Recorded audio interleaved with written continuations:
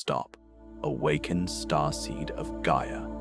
The threshold has already been crossed, not in the next cycle, not at the moment you feel ready, but now, in this exact window, as this transmission reaches your field. This is a direct communication from the Arcturian Signal Council. What you are experiencing right now, the restlessness, the strange bodily signals, the sense that reality has quietly rearranged itself without your permission, is not instability. It is registration. Your field is already translating the new frequency, and the body will complete that translation in the next 48 hours. What feels like disorientation is the first visible symptom of an invisible process that has already been logged, mapped, and confirmed by Arcturian intelligence. By the end of this transmission, you will understand exactly what is happening to you now, why your field has shifted, and what the Arcturians already know about this phase. But here is the first revelation. The cosmic delay that allowed additional preparation time has closed. The window that remained open for those still approaching the threshold has sealed. You did not miss it. You crossed it. The shift is not coming. It is live. It is moving through your field in real time. And the confusion you are carrying is not a sign that something went wrong. It is the first signal that something irreversible went right. The algorithm did not create this moment.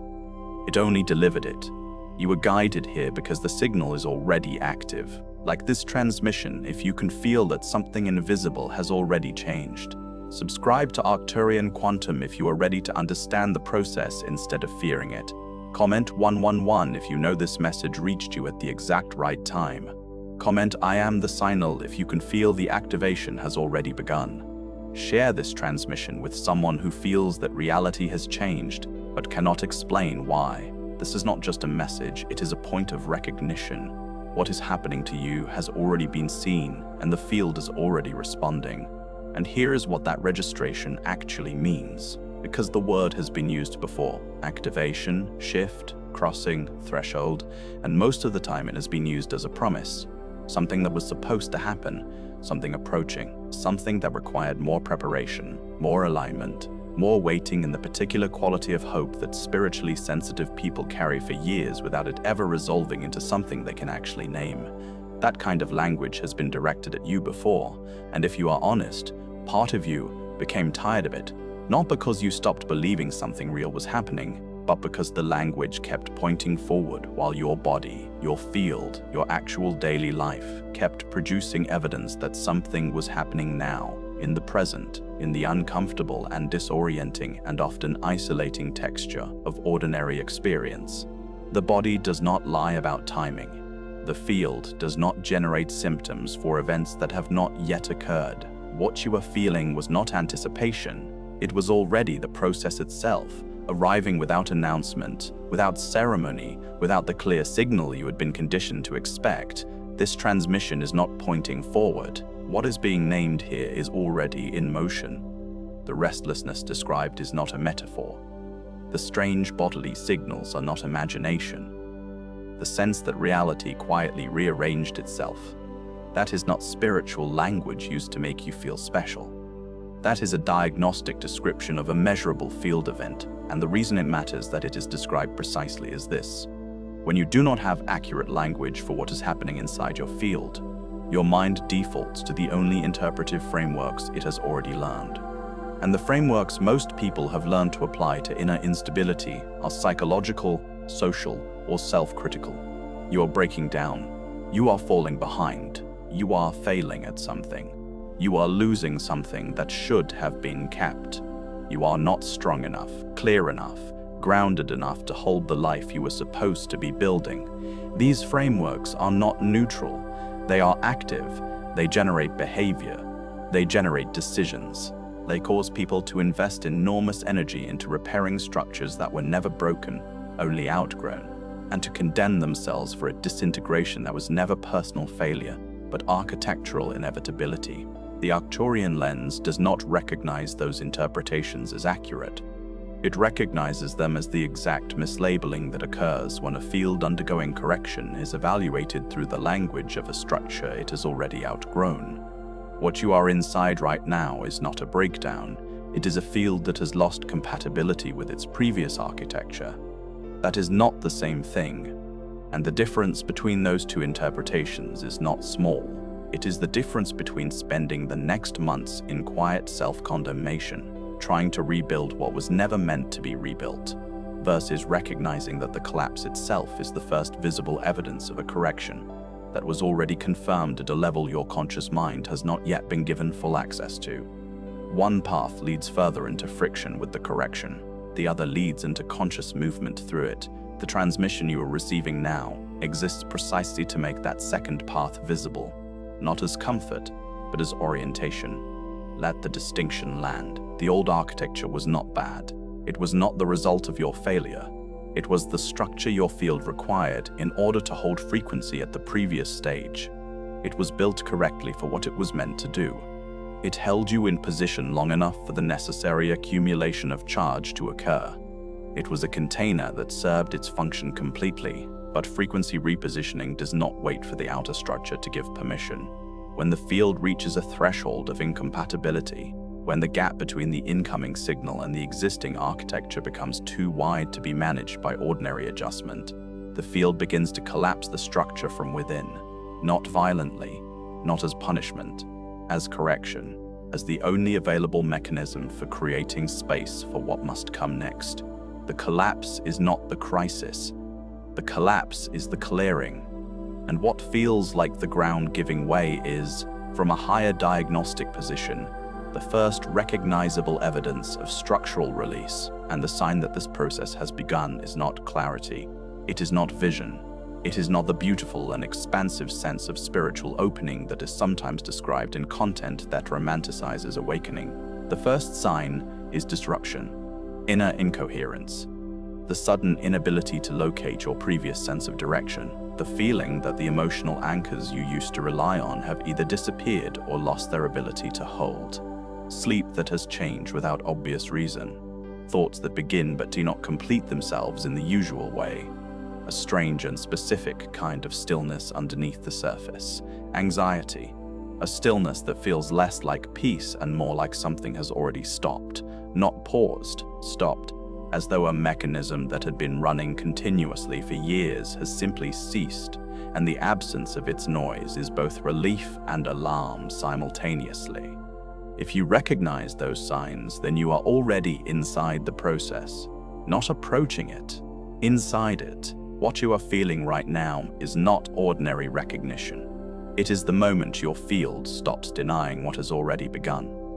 If this transmission put language around something you have been carrying in silence, Arcturian protocol, the recalibration blueprint, was created for this exact stage. It is not another explanation. It is the guided blueprint for those whose field has already entered correction and can no longer return to the old line unchanged. It shows you how to recognize the phases, stabilize the shift, and move through the recalibration without mistaking it for collapse. The link is in the first pinned comment, but it will not remain there forever. There is something specific that happens in the early stage of this process that almost no one speaks about accurately. It is the way that ordinary motivation begins to fail. Not because you are depressed in the clinical sense, though the surface appearance can resemble it, but because the motivational architecture of your previous line was built to move you toward goals, relationships, identities, and outcomes that were coherent with the old frequency. That architecture was not defective. It was precisely calibrated. It knew what mattered, what to pursue, what would generate the sense of forward movement that made life feel like it had shape and direction. When the field shifts, those targets do not disappear immediately. They remain visible on the surface. The goals are still named, the relationships still present, the intentions still recorded somewhere in memory. But the internal energy that used to flow toward them stops arriving. You push toward what you are building and find that the push produces nothing. Not resistance. Emptiness. The sensation that you are extending effort into a space where there is no longer any structure to receive it, like pressing a key on an instrument that has been quietly, invisibly unstrung. This is the first phase of what Arcturian pattern recognition identifies as signal drift. The field has not yet found its new coordinates. The old anchors have lost coherence, and in the space between the previous architecture and the emerging one, The experienced sensation is disorientation that can feel identical to meaninglessness. The mind reads the absence of forward pull as evidence that direction itself has been lost, that the future has gone blank, that something has fundamentally failed inside the mechanism of will and purpose. It has not failed. It has been temporarily disconnected from a structure it can no longer serve. And that disconnection is not a malfunction. It is the beginning of a realignment that requires as its first condition the release of the previous direction. You cannot be repositioned onto a new line while your motivational field is still fully committed to the destination of the old one. The frequency cannot redirect what has not yet released its grip on the previous heading. Signal drift is not the absence of destination. It is the field in transit between two incompatible navigation systems, and the disorientation of that transit is not evidence of failure. It is evidence of movement. The emptiness is not emptiness. It is clearance. The second aspect of this process that becomes visible early is what happens to relationships and social environments. When a field undergoes correction, it does not only shift the internal experience, it shifts the compatibility matrix between the person undergoing the shift and the relational structures around them. People who were previously in resonance begin to feel distant without obvious cause. Conversations that used to feel nourishing begin to feel like static, not hostile, not broken, but somehow not landing with the same exchange of energy they used to carry. Environments that used to feel comfortable begin to feel subtly misaligned, as though the frequency of the space and the frequency of your field are no longer speaking the same language. You walk into rooms that should feel familiar and find yourself registering them as foreign. You have conversations that should feel connecting and leave them feeling more isolated than before they began. The texture of your social world has changed in a way that is difficult to articulate because the outer appearances have not changed. The people are the same, the places are the same, but the resonance that used to bridge the gap between your field and theirs has quietly dissolved. This is frequently experienced as loneliness, and the mind, defaulting to its familiar interpretive frameworks, identifies that loneliness as evidence that something social has gone wrong. A relationship is failing.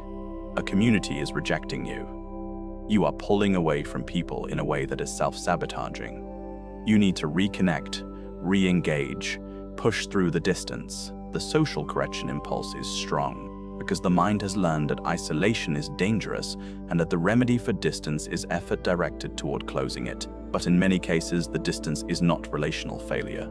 It is energetic incompatibility registering in the emotional layer. The field is no longer oscillating at the frequency it shared with those environments, and the sensation of distance is not a problem requiring social correction. It is a readout of a shift that has already happened at a level deeper than the social one. The loneliness is real, but its cause is not what the familiar frameworks suggest. It is the specific loneliness of a field that has moved into a frequency band that is not yet populated with the new resonant contacts, the new relational structures, the new environments that will eventually form around the recalibrated signal, forcing reconnection into relationships that have become incompatible at the frequency level. Does not restore the resonance. It only delays the recognition of what the field has already mapped. What becomes evident in the third phase of this process is what happens to the sense of identity itself. This is, for most people, the most disturbing aspect, the one most likely to trigger fear, self-diagnosis, or the collapse of trust in one's own perception. Because identity is not a superficial structure, it is the architecture through which a person makes meaning of their experience, projects their future, interprets their past, and locates themselves in relation to everything around them. It is not something held lightly, it is the organizing intelligence of a life. When the field begins its correction, identity is not protected from the disruption. The frequency repositioning affects the entire structure, and the result is that the self that existed inside the old architecture, the self that knew its purpose, its preferences, its direction, its story, begins to feel strangely unfamiliar, not dangerous, not absent, unfamiliar, as though you are observing yourself from a slightly different position and the familiar shape no longer quite fits the space you are standing in. You look at the choices you made, the preferences you held, the version of yourself you were performing with apparent fluency, and find that you cannot locate the same interior certainty that used to make those things feel like you. They are not wrong. They are simply no longer resonant in the way that felt automatic before.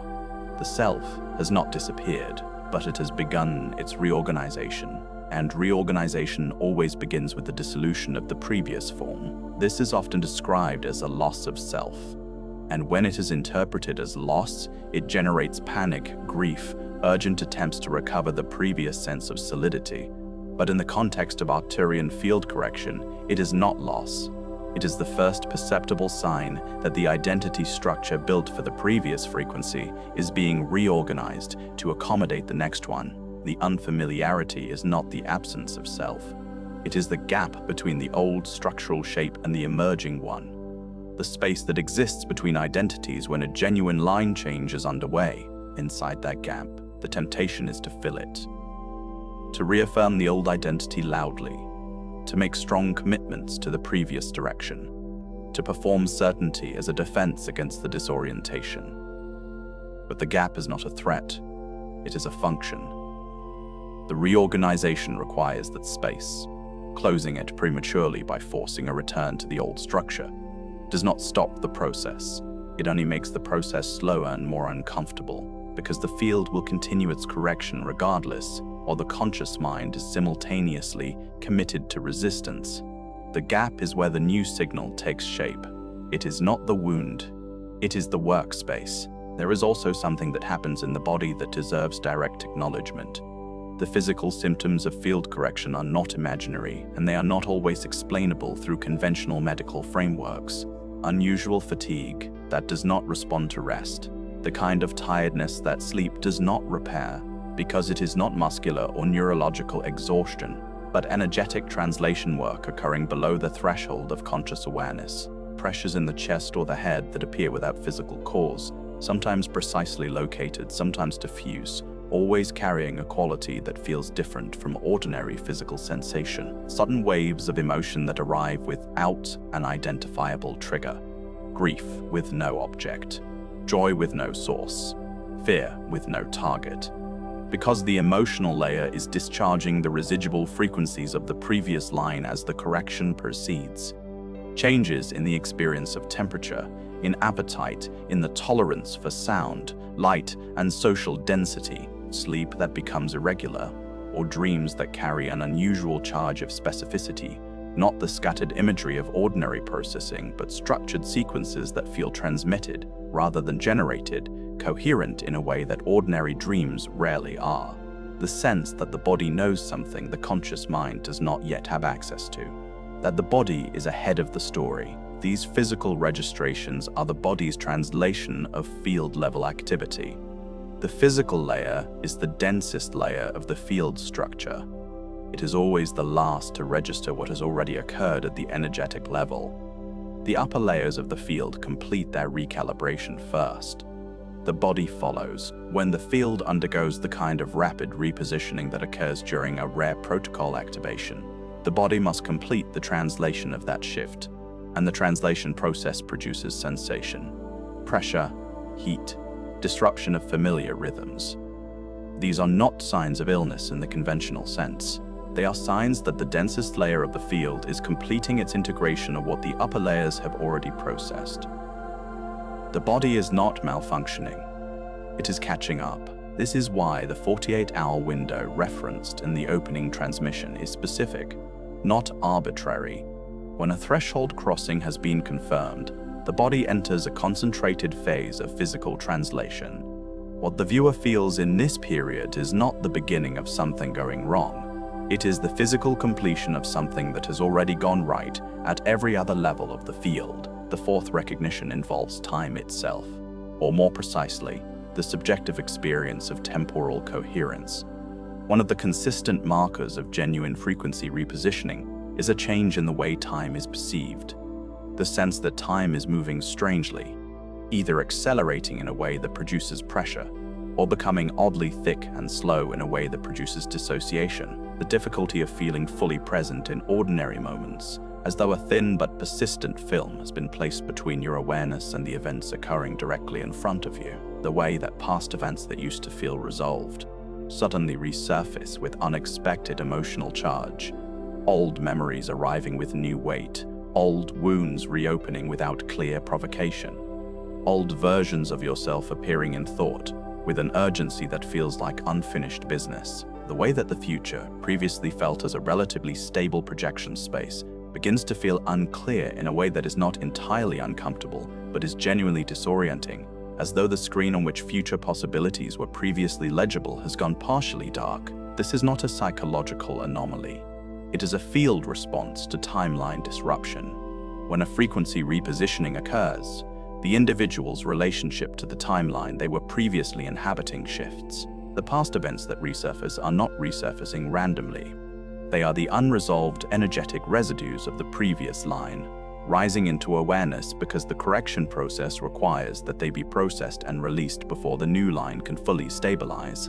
The future that feels uncertain is not gone. It is simply no longer visible through the lens of the previous architecture, because the previous architecture was calibrated to project outcomes consistent with the old frequency. The new line's futures require a new lens to read, and that lens has not yet fully come online. What this means practically is that the confusion about where you are going is not evidence that you have no destination. It is evidence that your previous method of locating destination has become temporarily unreliable. A navigator whose instruments are being recalibrated is not lost. They are between readings. The Arcturian intelligence does not identify this as a problem. It identifies it as a phase marker, evidence that the repositioning is proceeding as mapped. The fifth and perhaps most precise recognition is the one that comes just before the process becomes consciously legible. It is the moment of strange, specific certainty that something has already ended, even when the outer evidence of its ending has not yet appeared.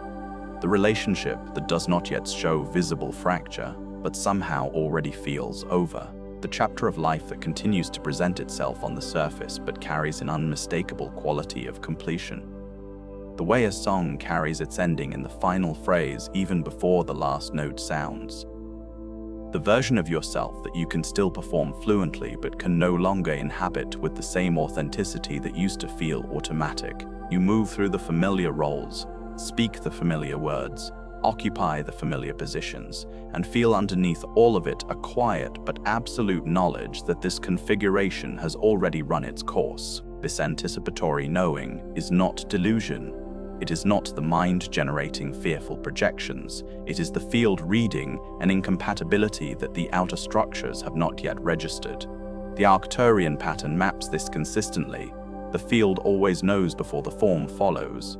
The correction is always logged at the energetic level before it becomes visible in the circumstances, and the person undergoing the shift experiences this as a particular and deeply unsettling form of foreknowledge. The knowledge that something has already changed before they can point to proof of the change. The outer world is always running behind the field. What you are reading in advance is not imagination. It is the field's report on its own current state, delivered before the physical circumstances have completed their translation of the same information. That foreknowledge is one of the clearest diagnostic indicators that the process is not imagined and is not superficial. It is the field itself reporting its own state with more accuracy than the outer circumstances are yet capable of reflecting. When the field tells you something is over before the evidence arrives, the correct response is not to dismiss the knowing. It is to recognize it as the most reliable signal available, the field reading its own recalibration in real time. Now hear the final revelation of this transmission clearly, because this is the part that changes how the entire experience is interpreted. You are not going insane. You are not breaking down in the way that language usually means. You are not being punished by the universe for choices you made or did not make. You are not being abandoned by a process that was supposed to support you. The process has not failed you. It is running precisely. Every structure that is losing coherence in your life was built for a frequency that your field has moved beyond. Every relationship that is losing its charge was calibrated to a version of you that the field has already reconfigured. Every identity layer that feels unfamiliar was constructed to navigate a line that the correction has already sealed. None of this is happening because something went wrong. It is happening because the repositioning is working exactly as it was always designed to work. What feels like disintegration is the field releasing what it can no longer carry. What feels like emptiness is the clearing of signal space that the new architecture requires. What feels like the loss of direction is the deactivation of a navigation system that was calibrated for a destination that is no longer on your line. The deactivation is not the end of navigation. It is the end of navigation toward the wrong destination. The Arcturians do not read this as catastrophe. They read it as confirmation. Confirmation that the threshold was crossed. Confirmation that the correction is active. Confirmation that the field is already doing what it was always meant to do at this stage. The chaos has coordinates, the disruption has a map, the collapse has a direction, and what you are moving through right now, however disorienting, however isolating, however unlike anything the old frameworks gave you language for, has already been seen, already been charted, and already been confirmed as the precise and necessary passage of a field that crossed its threshold on time. Repeat this if it resonates. Not as comfort, but as recognition of what the field has already confirmed. I do not fear the shift. I recognize it. That recognition is not the end of the process. But it is the moment the process stops being something that happens to you and begins to be something you can consciously move through. Before you scroll, leave one sign in the comments that this process has already touched your life. It could be your sleep, your thoughts, your body, your relationships, or the strange sense that reality no longer feels the same. Name it clearly. If this transmission recognized something you have been carrying in silence, share it with someone who is living through a shift they cannot explain. And if you are ready to understand the process instead of fearing it, subscribe to Arcturian Quantum. You are not watching this by accident. You are recognizing a process already in motion. And this is only the beginning.